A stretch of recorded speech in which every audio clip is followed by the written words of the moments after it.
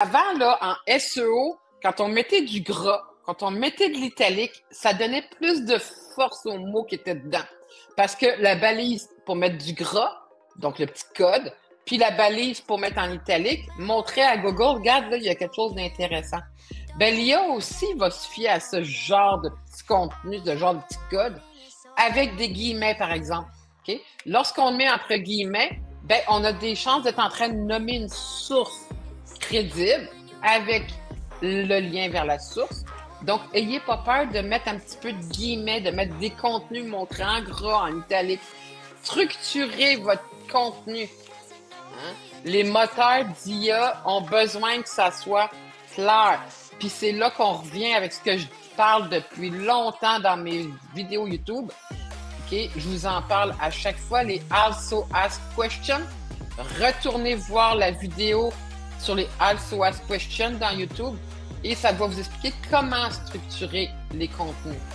Donc, structurer son contenu, c'est de mettre un titre, un sous-titre, un autre sous-titre. Ah oui, autre chose, des listes à puces, des paragraphes courts. Moi, j'adore les paragraphes de 3 lignes. 3 lignes, saute à la ligne. 3 lignes, saute à la ligne. Ça rend ça simple, clair, facile. Évitez les pavés.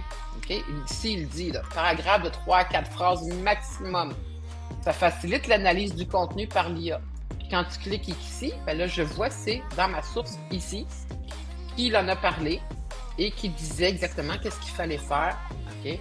Et qui faisait le lien avec Google Bard. Google Bard, c'est un langage de Google d'il y a quelques années qui avait amené déjà ces nuances-là. Et ben, l'IA fait pas abstraction. Elle fait juste faire en sorte de mettre ça encore plus fort. Ne parle pas de choses super compliquées qui, sur toi et tes confrères, ça va super bien. Mais la personne qui te lit ne comprend rien. C'est plus important que jamais. Puis moi, je suis contente parce que c'est une des choses qui est ma force en tant qu'ancienne enseignante. Être communicante, lisible, simple. Okay? J'évite les jargons trop compliqués. Souvent, les clients ils me disent « Écoute, je ne comprenais jamais rien à mon web jusqu'à ce que je fasse affaire avec toi. Maintenant, je comprends. » Ben c'est ça. Je garde ça simple. Chez Froggy, on est simple et super crédible. On est une autorité dans le domaine, mais on ne se prend pas vraiment pour quelqu'un d'autre. On reste très accessible, très conversationnel. Et c'est de là mes grenouilles pour que ça soit facile d'accès pour tout le monde.